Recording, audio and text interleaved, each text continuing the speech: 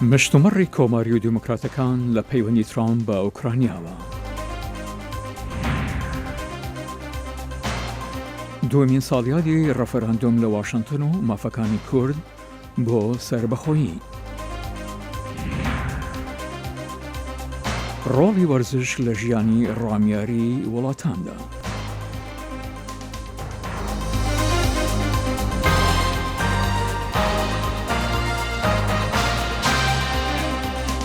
تەماشاچێک لە خۆشەویستی دەمەتان خۆش لە واشنگتنەوە خۆشاتنەوە ڕای بەڕامەی کورد کۆنەکشن ئومیدوارم دەمێکی خۆش وەلمان بوونە سەر. سڵاو و ڕێزین گەرم. پشتی ڕاگەهاندنا سەرۆکا جڤاتە نوێنەرن کۆنگرسا ئەمریکی نانسی پۆلۆسی ji بۆ دەستپێکردنا لێکۆڵینی دێ شەرمەزارکردنا سەرۆک دۆنالد ترامپدا باوەرن جودا di navendên siyasî li Washington derketine sebaret reftarê serokî digel Ukrayn û helwesa çalakiyên bazirganiyên kurê cêgirê serokêberê Joe Biden. شکایەتێک لەلایەن کەسێکی هەڵا ئاشکراکەر و کارمەندی ئاژانسی هەواڵگیری وڵاتە یەکگرتووەکانی ئەمریکا باس لە نیگەرانی بە پەلە دەکات سەبارەت بە کردارەکانی سەرۆک ترامپ ئەوەی پەیوەستە بە تەلەفۆنێکی سەرۆک ترامپ و هەروەها پەیوەندیەکانی دیکەی بەڕێوەبەرایەتیەکەی سەرۆک لەگەڵ سەرۆکی ئۆکرانی ڤۆلۆدیمیر زێلەنسکی. سەرۆک ترامپیش داوای سەر لە نوێ لێکۆڵینەوە لە سەرمایە گوزاریەکانی کوڕەکەی جۆ بایدن دەکات. هەروەها ڕۆڵی خودی جۆ بایدنیش کە بووە هۆکاری ئەوەی داواکارێکی پێشووی ئۆکرانی لە کارەکەی دەربکرێت. ئەندامێکی ناوداری دیموکراتەکان دەڵێت شکایەتەکە پلانێک دەخاتە ڕوو کە سەبارەتە بە پێدانی یارمەتی سەربازی ئەمریکا لە بەرامبەر وەرگرتنی زانیاری. سەرۆکی ئۆکرانیا وڵاتیانی گەمژەنین و هەروەها هاوڵاتیانی ئەمریکاییش ئەوان دەبین و تێدەگەن هەروەها هەستایشی ئەم لێکۆڵینەوەیە دەکەن کە بەردەوامە.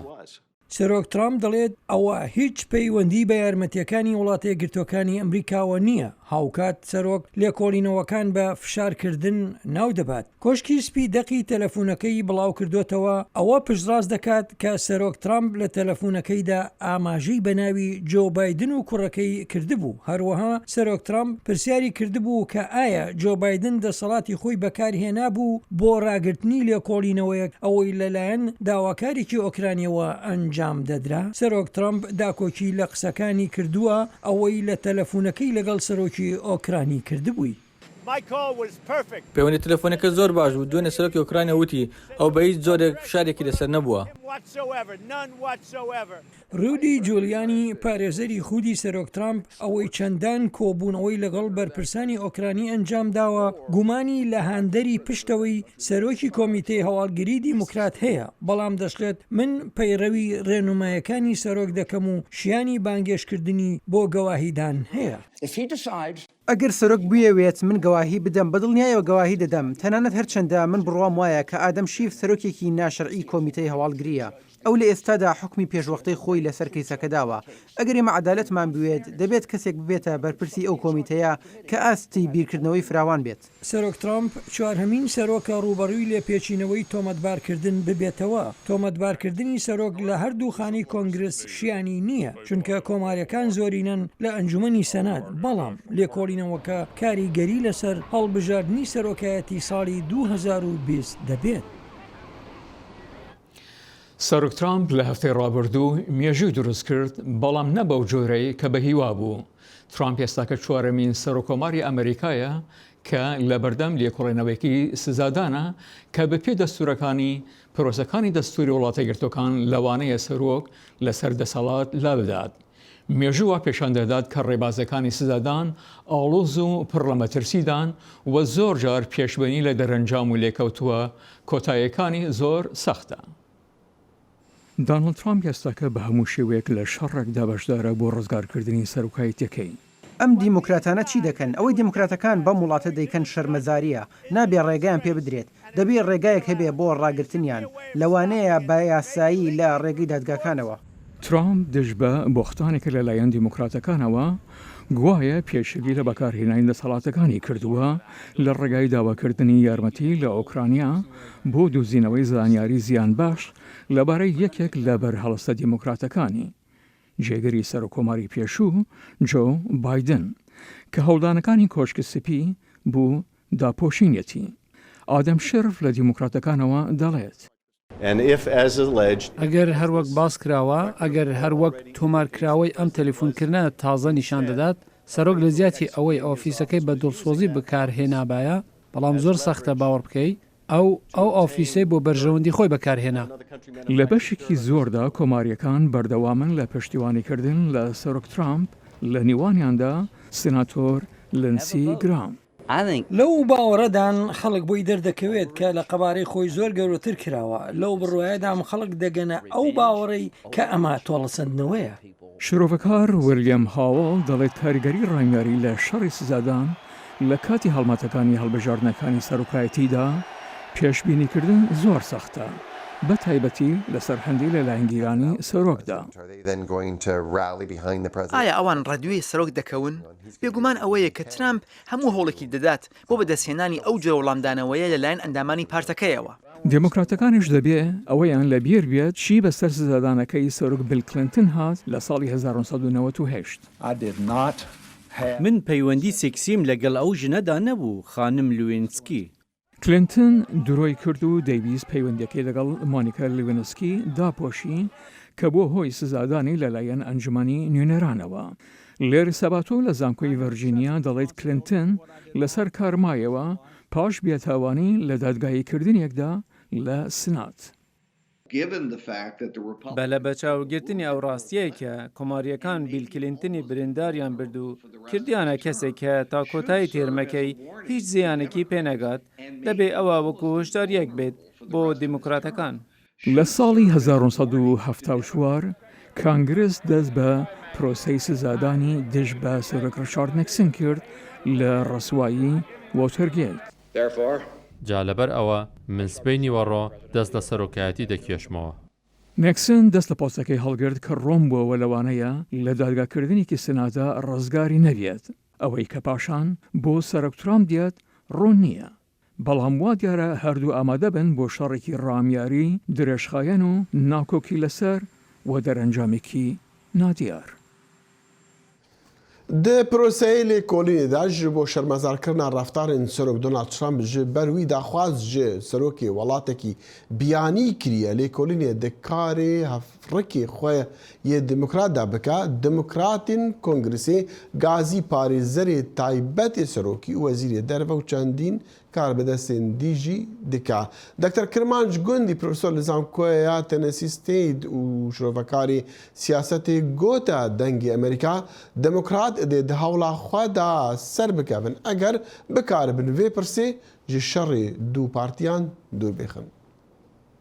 تشتێکی کۆسە هەر سەرۆکەک بکاتن کۆنگرێز گەرەکە تحقیقات لێ ژێڤەکۆلینی لێ بکاتن ئەوانە گەرەکە وێ تشتی بکەن منتەها گەلەکە گەرەکە هۆشیار بن تابعەک سیاسی نەدەنێ زیاتر لەسەر چارچێوەی مەسلحەت بەرژەوەندیە ئەمریکایە بهێلن کو ئەم دێ بەرێ خۆ دەینێ بزانینێ ئەو ڕەفتارەی ترامپی ئەگە کردبت تا چه ئەندازەک سومعە ئەمریکایە هاتیتە ناشرینکردن هاتیتە خراپکردن. لوی وەختێک ئەوان شیان بە مەدرەک بە بەلگە ئەو تشتی بدەنە خەڵکی ئەمریکایە دیتنا من سەرکەفتنەک دەبی بۆوان و سەرکەفتنەکیش دەبیتن بۆ خەڵکی ئەمریکایە و دەرسێکیش دەبیتن بۆ ئەو سەرۆکێت ئایندە کو دێهێن کو هەر تشتێکی ئەوان بوێن نەشێن بکەن. باشە دموکراتان پێتیڤی چ هەیە هەتا بگەنە وێ خاڵە توبیژ نوکە 6 لێژنەی کۆنگرێسی ژێڤەکۆلینی دەکاتن هەر یەک بەجدا ژێڤەکۆلین لە تشتێکی ترامپی دکاتن و پرانیاوانژی ئەندامێ دوان لێژنا هەمی سەرۆکاتی دیموکراتن نوکە و نانسی پێلۆسی سەرۆکی کۆنگرێسی ئەمریکایە بڕیاردا ژێڤەکۆلین لە پرۆسێسی ئیمپیچمنتی بکاتن ئەو 6 لێژنا هەمی دەکەونە ژێر وێ چەتری نوکە هەندێ زەخت سەر ترامپی زێترە ئەگەر بێتە حتا ئەو مەودای هەڵبژاردنە بێتن دیموکرات نەشێن پرۆسێسا خۆتەوە بکەن ئەگەر نەکارن لێ دیسانژی پشتی هەڵبژاردنێ ئەگەر ئەوان شیان بەلگەی حاشا هەڵنەگەر بینن بدەنە خەڵکی ئەمریکایە کە بەلێ ئەو سەرۆکەی ئەمریکایە ئەو جەریمە کریە بەرامبەر بە قانونی دەستوری ئەمریکایە و بەرامبەر بە میلەتی ئەمریکایە و بەرامبەر بە کەرامەتی ئەمریکایە کریە لەوی وەختی ئەز نەباوەڕم جمهوریش کۆماریش دیفاع لەوی بکەن چەند دەمژێرە دەبێت باوەڕ بکەین لانی کەم ساڵک دەبات دیتنامن چونکە پرۆسێسێکی تاقیدا وەکی تا ئاماژە پێکرد پێچیدەیە و نوکەژی ئەوان لە ئاستانە لە دەستپێکی ژێوە کۆلی نێدانا بەرەخۆشی بدەیە ئەوانە لەو پرۆسێسەی نەهەمی کەس هاریکاری کۆماریانن دیموکراتەکانن کۆماریەکان تو بەرەخۆ بدێ نەها دەستپێکرینە دوێژن ئەوە گەمەکە سیاسیە وەختی هەلبژارنەیە دیموکراتەکان ئەو تشتە بکار ئیناینە بۆ ئەوەی وە بکەن و سمعای ترامپی باشە بێتە لەکەدارکردن بۆ ئەوەی خەڵکوی هەڵنەبژێر مەسەلا ئیمپیچمنت دەبێژە خیانەت کردبە ئەوی کار بەدەستین ها سەرۆکی خیانەت کردبە بەرتیل وەرگرتبە یان تاوانە گەلک مەزن کردبە ئەو تاوانەکە گەلک مەزن نەها دیموکرات دەبێژن ئەو هاندانە سەرۆکی ئۆکراینی ڕیکۆرینەکی بکەتن ئەو بە وەکو خیانەت دەنەناسکردن خیانەت دەسوی دیکەن ئەوە خیانەت پرسیار ئەوە دکتۆر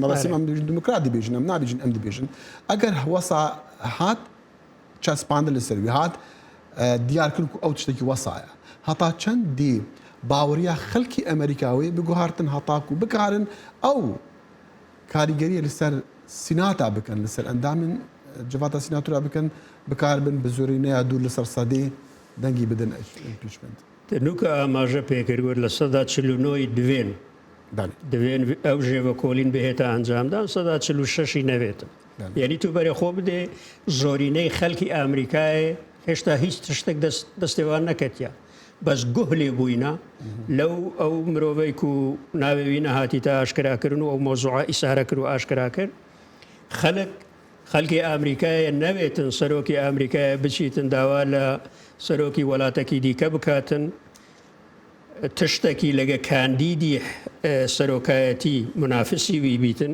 بکەتن کو ئەو تێدا ئەو بخۆ تێدا سوودمەند بیتن خەڵکی ئەمریکی ئەو غروری ئەمریکایی تێدا هەیە ئەوان دەزانن ئەگەر شتێکی وەسەهات بیتەکردن بۆ سمعی ئەمریکایە تشتێکی نەباشە بۆ مەکانەی ئەمریکایە لەسەر ئاستی جیهانێ نەباشە لە وەختێکی زۆرینە نوکە دەبێتن کو هیچ بەلگەک نییە ئەگەر یەک بەلگەی بچووکیش بهێتە دەست دەبیتە هاندان بۆ ئەوەی دیموکراتەکان ئەو تشتە درێژە پێ بدەن و لە نەتیجا وا بکەن و ترامپ لە سەرۆکایەتی نەمین. پارتی دیموکراتی کوردستان لەبارەی دووەمین ساڵیادی ڕەفەراندومەوە سیمینارێکی لە واشنگتن ڕێکخست. پرسیارە شارەزاین وێ پانێلی ئەو بووگەلۆ کوردان ماف هەیە دەوڵەتە سەربەخۆهابە ساڵح دەمیجەر دوور بوو. بەشداران دەوێ کۆنفرانسیێدا ڕوونیدا سەرنیرین کۆتێدا ڕێفرەندۆمە هەرێما کوردستانە عێراقی بەری 2 ساڵان هاتبوو دارخستن. ئۆرگانیزەری کۆنفرانسیە و نوێنەری پارتیە دەموکراتە کوردستانی لە ئەمریکا حکمت بامەرنی باڵکشان سەرگیرینگیە ڕێفرەندۆمێ وەکو پرۆسەیەکە دەموکراتیک و بەکارئانیناوێ وەکو بەلگەیەکی بۆ داخوازên کوردên عێراقی ژێ عالیên هەرێمی و جیهانی. وەکی کورد وەکی ملەتێکی مافێ مەیە ئەم داوا سەر بەخۆی بکەم مافێ مەیە ڕەفرەندۆمی بکەم مە پێسەیرە خەڵکێک بۆ هەمیە حەق بیت بوومە حەق نەبیت ئەم بێن تشتێک ئەوینە کو ئیلۆ زۆری بیت بەلێ مەبێت خۆشی چی بیت مە بدێت دیموکراتی چی بیت مە پێ نەخۆش ئەم خەڵکی کەمتر حسێ ببین يعني ملات هم وكيكن خلك هم ما في هاي الدعوة صار بخوي بكذا ما في حد ملات هم يتراص ظروفتين الشتين أبى كان صار عير قدر زبوية حتى كونوا كما وتي برا هر كسي كهاتي عم بريت يمكن هم شريك يتكلم هم يزرر كي ما زرر كي عرب زرر كي عراقي هم يزرر كي ما بيت ام هكا دوست بابي چتر اكو ام جالي بيجينو شهر شهر كدو بكن يكودو بكوجي بهذا هم شیرۆڤەکاری ئاگاداریên لەشکریی خانەنشینی ئەمریکی پۆل دەیڤس کۆ شارەزای کاروبارên هەرێما کوردستانە عێراقیە jî got ئەمریکا کۆ ژمارەك بەرژەوەندیên xwe niha li herêmê hene divê giringiya cihê Kurdan û rola wan di seqamgiriya herêmê de bi awakî rijdî bide berçavan. ناتوێ bi piştevaniya ئەمریکا heta raddekî ew baladestî heye ku rênede kesek Kurdan nirhet bike da ku bikarin hikûmeta xwe ya bi bandor ava bikin. و کورژی کار بکەنج بوو و حکوومەتەکە بەهێز و یەکگرتی هەبە. لە حکوومەتە بەهێز دیسا گرێدایی ڕەوشە گشتیە عێراقیە و هەن هۆکارین هەرمی باندۆرێ دەدن سەر وەک هەبوونا ئێرانێ و دەستێوەرداناوەی لەوەر لە گۆر لۆری ملڕۆی پایمنێرە کوردستان 24 لە واشنگتۆنی. کا ئەمێ ببینن گەلۆ ئێوە دەسەڵاتداریە ئیرانê ya kulî Iraqê bihêztir bibe anna piştê dibe ku Amerîka pirtir balaxwe bide Kurdistanê pirsa giring ev e ku gelo ew Amerîka bikaribe bandora Îranê ya li serî Iraqê bide sekinandin û li gor min divê Kurd rewşa xuna an niha biparêzin. Di duyemîn sal vegerê da her wiha Amerîkî jî gere bînin bîra xwe ku referandum 93.7 ji sedî bi pejrandin encam dabû. شارەزاد دەبێژن نێرین سیاسیین کۆتێدا ڕێفراندۆم بوو بۆ ئالیکاریە کوردان نەکرد و ڕاستەڕاست سوودێژێ وەرگرن لەوێ کاری بوو هەن پرسان لە بەرپەیوەندیên کوردانên هەرێمی و ناونەتەوی دەینە. ساڵح دەمیجەر دەنگێ ئەمریکا. جەنینە هێنس پلاسخارد سەرۆکی نێردراوی نەتەوەی گرتوەکان لە عێراق سەردانی هەندی لە گوندەکانی کەرکووکی کرد بەتایبەت ناوچە کاکەی نشینەکان و دەڵێت ئامانج لە سەردانەکەیان دۆزینەوەی زەمینەیەکی هاوبەشە بۆ ئەوەی دڵنیابن بە باشترین شێوە بگەنە هاوڵاتیانی کەرکووک و سەرنجدان بە بارودۆخ و کێشەکانیان و هەروها باڵێنیشیدا کێشەکانیان لەگەڵ کاربەدەستانی عێراقیدا باز بکات. دوێنێ دووشەممە سەرۆکی نێردەی نەتەوە یەکگرتوەکان لە عێراق سەردانی گوندە کاکەی نشینەکانی باشووری کەرکووکی کرد. لە سەردانەکەدا کە پارێزگاری کەرکووکیشی لەگەڵ بوو کاکەیەکان نیگەرانی خۆیان لە خراپی دۆخی ئەمنی ناوچەکانیان و داگیرکردنی زەویەکانیان دەربڕی.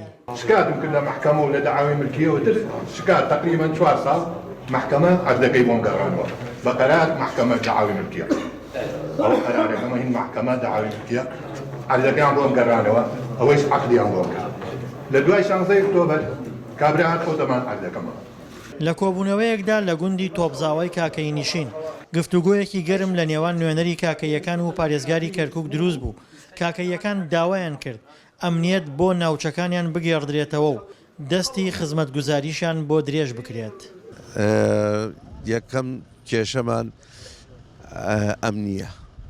کێشەی ئەمنیمان چۆنە قووەت لێرە کەمە. قووەتی لێرە لیوایەکە. لیواکە دوو فەوجی لێرە فەوجێکی لە سامەڕایە.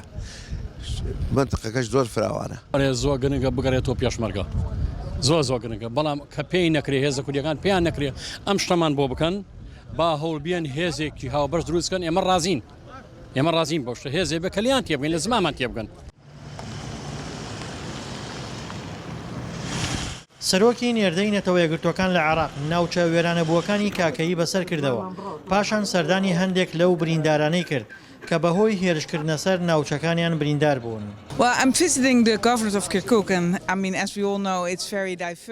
من وا سەردانی پارێزگای کەرکووک دەکەم هەروەک هەموومان دەزانین فرەنەتەوەیە لێرە زۆر شت هەیە فێری بی و بیزانی جاری وا هەیە بەرژەوەندی دژبەیەکان بەڵام زۆربەی جارەکان بەرژەوەندەکان هاوبەشن جاتۆی هەر کۆمەڵگایەک بی لێرە یان لە شوێنی تر ئێمە هەوڵ دەدەین دەستنیشانی خاڵەکانی لێک تێگەشتنی هاوبەش بکەین بۆ ئەوەی مسۆگەری بکەین ئێمە بە باشترین شێوە خزمەتی خەڵکی کەرکووک دەکەین.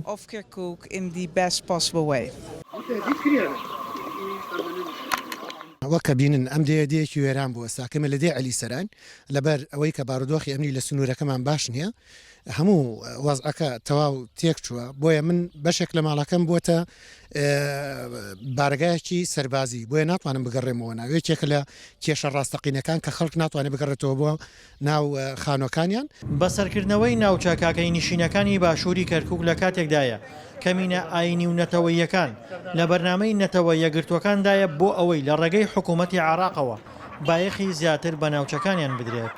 دڵشادەنوار دەنگی ئەمریکا کەرکووک.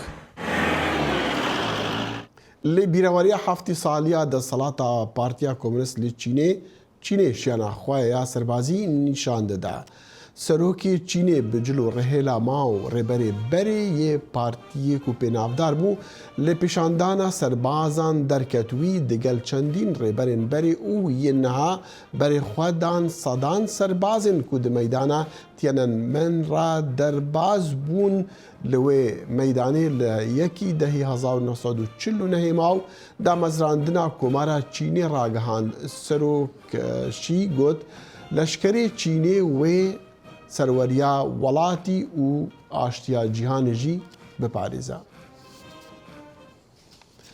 Alî Fikrî Eşk şareza û nivîskarê werzişî dibêje sport rolekê mezin di jiyana gelan de dibîne. Weşana avista pertûkekûî weşandiye.